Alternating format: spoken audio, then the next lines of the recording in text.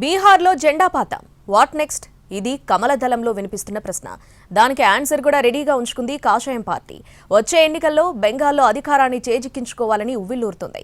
దానికోసం పక్కా ప్రణాళికతో ముందుకెళ్తుంది. 2014లో కేంద్రంలో అధికారంలోకి వచ్చిన బీజేపీ ప్రతి ఎన్నికల్లోనూ ప్లాన్లు మారుస్తోంది.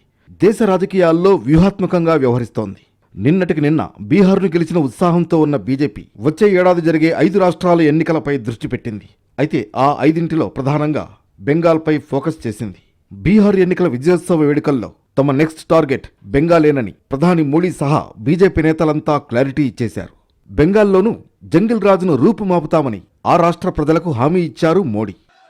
बिहार ने बंगाल में भाजपा की विजय का रास्ता भी बना दिया है। मैं बंगाल के भाइयों बहनों को भी आश्वस्त करता हूं, अब भाजपा आपके साथ मिलकर पश्चिम बंगाल से भी जंगल राज को उखाड़ फेंकेगी. వాస్తవంగా బెంగాల్లో ఎన్నికలకు ఇంకా చాలా సమయం ఉంది. అయినా కూడా ఇప్పటినుంచే ఆ రాష్ట్రంపై బీజేపీ ఫోకస్ చేసింది.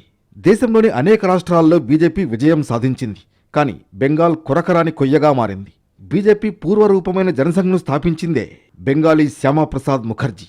అయినప్పటికీ ఇప్పటిదాకా వంగదేశంలో జెండా పాతలేకపోయింది. ఎక్కువ సీట్లు గెలిచి ప్రతిపక్షంలో కూర్చున్నప్పటికీ అధికారం మాత్రం కలగానే మిగిలిపోయింది. ఈసారి ఎలాగైనా సరే కుంభస్థలాన్ని కొట్టాలని పట్టుదలగా ఉంది.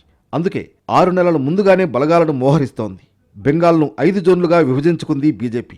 6 కీలక నేతలను రంగంలోకి దించింది. వారికి జోన్ల బాధ్యతలు అప్పగించింది. మమతా బెనర్జీని ఎదుర్కోవడానికి అస్త్రశస్త్రాలు సిద్ధం చేసుకుంటోంది. 2026 మార్చ్ ఏప్రిల్లో బెంగాల్ అసెంబ్లీకి ఎన్నికలు జరిగే అవకాశాలున్నాయి.